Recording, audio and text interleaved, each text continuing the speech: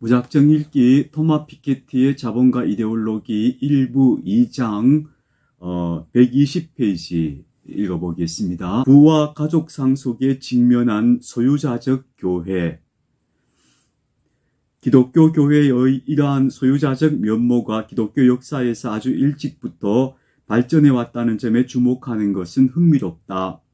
이러한 진화는 소유, 가족 상속, 경제법 문제 등에 관한 진정한 기독교 교리의 구성과 교회를 함께해 왔는데, 이러한 교리 구성에 대체로 수반되었던 것이 삼기능 이데올로기의 발전 및 노동 지위들의 통합이다. 기독교 시대 초창기에 예수는 확실히 제자들에게 부자가 천국에 가는 것보다는 낙타가 바늘구멍을 통과하기가 더 쉽다고 가르쳤다. 하지만 4세기 말과 5세기를 지나며 로마의 부유한 가문들이 새로운 신앙을 받아들이고 주교와 기독교 저술가의 자격으로 교회 안에서 지배적 위치를 독차지하기 시작한 이래로 기독교 교리는 소유와 부라는 문제를 정면에서 다뤄야만 했고 실용주의를 보여주어야만 했다. 얼마 전만 해도 생각조차 할 수 없는 현상이던 거의 완전히 기독교화된 사회, 게다가 교회가 광대한 부를 축적하게 된 그런 사회에서 새로운 신앙에 걸맞은 경제와 정의로운 소유 조건을 생각하는 것은 곧 필수 불가이라는 일이 되었다. 단순화하자면 신자들이 축적한 재산의 일부가 교회에 양도된다는 조건에서 교회는 자신의 소유 덕에 사회의 정치적, 종교적, 교육적 구조화에서 자신의 역할을 확고히 할 수 있었다. 또한 상당수의 경제적이고 금융적인 규칙을 존중한다는 조건에서 이제 부는 기독교 사회의 양성적인 구성 요인이 되었다. 이리하여 교회의 부와 말 그대로 사적인 부 사이에 새로운 역할과 정당성을 나누고 확립하게 된다. 역사자 피터 브라운 같은 후기 고대 전문가들은 4세기와 5세기 동안에 부에 대한 기독교 교리가 이처럼 변화된 것을, 그리고 이러한 발전과 병행에 부유한 기부자들이 자기 재산 일부를 포기했던 놀라운 광경을 연구했다. 기독교회가 막대한 부를 가지게 되면서 이 교리적으로 부를 정당화하는 것들, 재산 축적을 정당화하는 것들을 만들어내기 시작했고, 이것이 삼기능 이데올로기의 발전에 기여했다는 의미겠죠.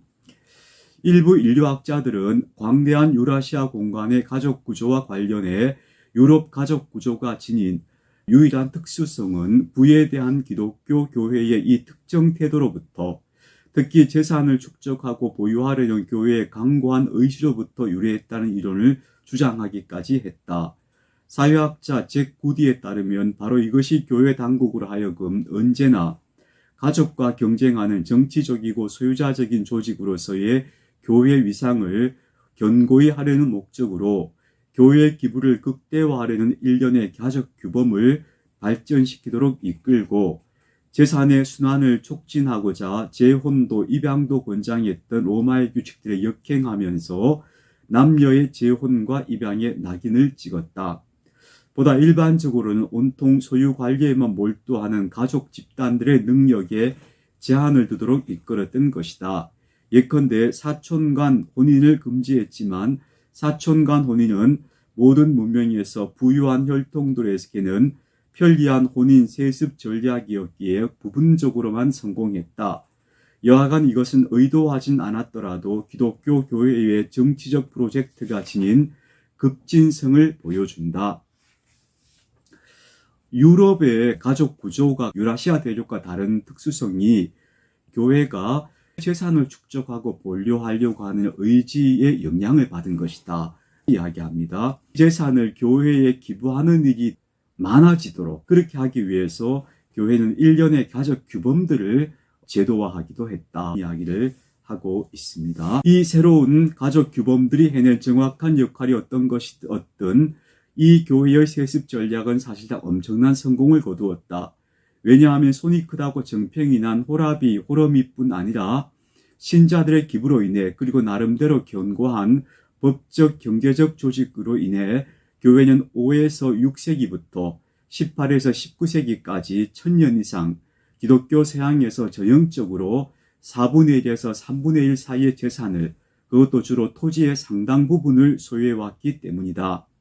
바로 이러한 세습 기반을 통해 이 기간에 많은 사제계급이 생계를 이어갈 수 있었고, 또한 실제로는 아니더라도 원칙상으로는 주로 교육과 구호 분야의 상당수 사회봉사에 자금을 충당할 수 있었다.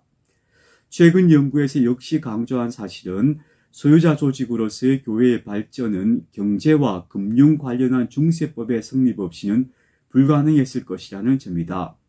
특히 이 법이 해결하고자 한 매우 구체적인 쟁점들에 포함되는 것은 영지관리, 다소간 감춰진 고리대 관행, 혁신적인 신용수단, 심지어 지나치게 수완 좋은 계약들, 사제들은 흔히들 이를 기독교 재산을 존중하지 않는 유대인과 이교도들의 손길로 봤다를 통해 부당하게 양도된 교회 재산들의 반환과 관련된 경제적, 사법적 문제들이다. 특히 역사학자 자코모 토데스키니는 11세기와 15세기 사이 기간을 통해 기독교 왕국들의 경계가 확장되고 인구가 증가하며 도시가 발전함에 따라 부의 교환과 유통이 복잡해지고 강화되던 시기에 진행된 교리의 진화를 아주 자세히 연구했다. 그는 이 새로운 맥락에서 근대 자본주의적 통념의 기원에 있는 사법적, 경제적, 금융적 범주들을 발전시키고자 기독교 저술가들이 한 중심적 역할을 분석한다. 주로 이는 세속적인 주권 권력 및 사적 계약 당사자와 직면한 교회 재산의 법적 보호와 관련되는 문제이고, 적절한 보장을 제공해주는 재판 제도의 발전과 관련된 것이다. 또한 이는 이른바 고리대 금지를 필요로 한 만큼 회피하게 해주는 회계 기술과 재테크의 발전과 관련된 것이다. 경제와 금융에 관련된 중세법의 성립과 발전에 소유자 조직으로서의 교회의 역할이 컸다 하는 내용이라고 볼 수 있겠죠. 경제법과 자본주의의 연원인 교회 소유. 사실상 중세 기독교 교리 안에서라면 흔히들 상상하는 것과는 반대로 자본이 노동 없는 소득을 생산한다는 것은 분명 문제가 아니다. 이 불가피한 현실이 교회 소유의 토대 자체이며 바로 이것이 사제들로 하여금 기도할 수 있도록 경작은 근심하지 않고 사회를 보살필 수 있도록 해준다. 나아가 소유 전체의 토대다. 오히려 문제는 점점 더 실용적인 방식으로 접근해보면 기독교 교리가 못 박은 사회 정치적 목표들에 따라 허용될 수 있는 투자 형식과 보유 형식을 제어하는 것, 자본이 최선으로 사용되도록 보장하는 것, 무엇보다도 부와 부의 전가에 적합한 사회 정치적 통제를 확립하는 것이다. 구체적으로 말하자면 토지 때문에 소유주가 토지세를 내게 된다는, 또는 교회가 직접적인 소유자가 아닌 경우에도 교회에 11조를 납부하게 된다는 사실이 도덕적으로나 개념적으로 실제로 곤란을 제기하지는 않았다. 공인된 투자의 장을 토지의 바깥에서 주로 상업과 금융 분야에서 어디까지 확장할지를 아는 것, 그리고 허용될 수 있는 보상의 형식들을 정하는 것이 차라리 쟁점이었다. 이러한 교리상의 유연성은 예컨대 교회 법학자인 교황 이노켄티우스 4세의 텍스트에서 발견되는데, 그는 13세기 한복판에서 고리대 자체는 확실히 문제가 아니며 너무 높고 너무 확정적인 고리에 대한 보상들이 부자들로 하여금 이득의 미끼에 빠져 혹은 자금의 안전을 보장하기 위해 덜 확실한 활동들보다는 오히려 고리대에 자기 자금을 투자하길 선택하도록 이끌 위험이 있다는 사실이야말로 문제라고 설명한다. 덜 확실한 활동들의 사례로 빈민들이 소유하지 못하는 것들이지만 진짜 부를 늘리는 데 불가결한 재산인 가축과 경작 도구에 대한 자금 투자 행위를 들면서 교황은 논의를 이어간다. 이로부터 나오는 결론은 고리대율만은 어느 한도를 넘을 수 없다는 것이다. 실물 경제에서 투자 활성화를 고민하는 주요 은행가라도 21세기 초에 금리를 제로에 가까운 수준으로 줄인다는 자신의 결정을 정당화한답시고 이와 다르게 처신했을 것 같진 않다. 때로 제한적인 성공을 거두지만 이는 또 다른 문제다. 이와 동시에 새로운 재테크가 발달하는 것이 보인다. 이 재테크는 예컨대 국채 매각과 다양한 신용거래 형식의 보편화와 더불어 이전의 규범들에서는 그만큼 예외적인 것이다. 이들 신용거래 형식은 재산을 최대로 불릴 수 있는 순환을 촉진하기에 이것이 적합하다고 기독교 교리가 확인만 해준다면 더는 고리대로 간주되지 않았다. 토데스키니는 또한 유대인과 여타 이교도의 재산 몰수를 정당화하려는 담론들의 영향력이 커지고 있음을 강조한다. 이 담론들은 기독교인들에게 정당하게 열려있는 새로운 신용기술의 발전에 따라 특히 15세기 말과 16세기의 새로운 국채 형식의 발달과 더불어 주로 그들의 부의 의미와 부의 선용을 이해하지 못하는 무능력과 그들이 교회 소유에 가하는 위협을 강조한다. 다른 저술가들이 주목했던 것은 수혜자와 관리자, 수탁자의 동일성을 분리할 수 있게 해주고 그리하여 자산을 더 잘 보호할 수 있게 해주는 소유 구조인 앵글로색슨의 신탁이 성프란치스코의 수도사들이 13세기부터 발전시킨 임시 보유 형식들로 소급되는 기원을 가졌다는 점인데 이들 수도사들 자신은 1차적인 개별 소유자로 직접 드러나는 걸 원하지도 않았고 그럴 수도 없었다. 국채 매각이나 신용 거래 같은 것들 혹은 신탁 같은 것들도 이런 새로운 재테크들도 기독교회에 시작되었다 보고 있는 것 같습니다. 요컨대 기저에 놓인 태제는 해방적인 차원과 더불어 불평등하고 배타적인 차원을 지닌 근대 소유권이 탄생한 시기가 잉글랜드에서 소유자, 귀족 또는 부르주아가 자신들의 주권자 앞에서 스스로를 보호하고자 했던 때인 1688년도 아니고 프랑스 혁명가들이 재산권의 정당한 전유와 인격권의 부당한 전유 사이에서 거대한 구획을 나누고자 했던 1789년도 아니라는 점이다. 오히려 교회의 교리들이 종교 조직이면서 동시에 자산가 조직으로서의 교회의 영속성을 보장하기 위해 수세기에 걸쳐 저소유권을 다듬어 왔다. 이러한 경제와 금융 개념에 대한 추상과 개념화와 법적 정식화 시도는 사제 계급이 세습되는 계급으로 존재하는 것이 아니라 어느 정도는 근대 거대 재단과 자본주의 기업 및 회사와 국가 행정 방식으로 단지 추상적이고 영속적인 조직으로서만 존재하는 만큼 기독교 삼원사회에서는 더더욱 필수적인 것이 되었다고 간주될 수 있다.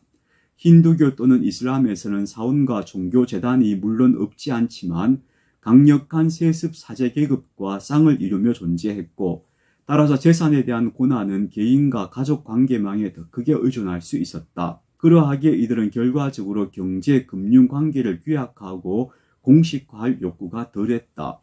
일부 저자들이 또한 지적했던 바 이 시점까지도 서양 가톨릭 사제에게는 축척이 빈번했고 용인되었는데 11세기 그레고리오 개혁에 뒤이은 독신 규범의 강화는 가족주의적이고 세습적인 일탈들을 막고 자산가 조직으로서의 교회의 무게를 강화하려는 방책으로 분석될 수 있다. 교회는 사제의 독신 제도를 선포하게 되면서 가족주의적, 개인적인 소유가 아니고 교회가 소유한다라고 하는 자산가 조직으로서의 무게가 강화되었고요. 어느 개개인이 재산을 소유하는 게 아니잖아요.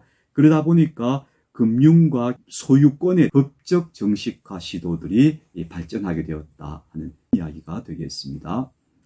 이렇다고 해서 사제들의 금욕, 기독교 성도덕, 소유자 조직으로서의 교회의 힘에 유럽의 운명이 전적으로 달렸다고 결론 지으려는 것은 물론 아니다. 복합적인 여러 과정과 연이은 분기들이 틀림없이도 결정적으로 유럽의 궤적이 지닌 여러 특수성들을 설명해 준다. 특히 유럽 국가들 사이의 경쟁은 군사적, 금융적 혁신을 불러일으켰고 이는 식민 지배와 자본주의 및 산업의 발전, 국가 간 그리고 국내의 근대 불평등 구조에 직접 영향을 주었다. 우리는 뒤에서 이에 대해 폭넓게 살펴볼 것이다. 여기서 내가 강조하고픈 핵심은 단지 이것이다. 삼기능 사회와 그 다양한 진화는 현대 세계에 본질적인 흔적을 남겼고 이에 주목해볼 가치가 있다는 점이다. 특히 삼기능 사회는 공익에 대한 특정한 전망에 부합하는 정의로운 불평등의 조건들과 여기에 도달하려는 제도적 방도를 제시하기 위한 정교한 정치적 이데올로기 구성물에 입각해 있었다. 이것이 함의하는 바 모든 사회는 소유관계, 가족관계, 교육받을 기회의 조직화와 관련해 일련의 실천적 쟁점들을 조율한다는 것이다. 삼원사회도 예외가 아니며 이 문제에 일반적인 3기능 도식을 축으로 다양하고 창의적인 답변들을 내놓았다. 이 답변들에는 자체적인 허술함이 있었고 대부분은 시간의 시험을 통과하지 못했다. 그렇다고 해도 이러한 답변들의 역사가 후대에 풍성한 교훈을 남긴다는 사실은 변함이 없다. 모든 사회는 다 소유관계, 가족관계, 또 교육받을 기회의 조직화 같은 것들을 조율하는 이데올로기를 가지고 있다는 겁니다.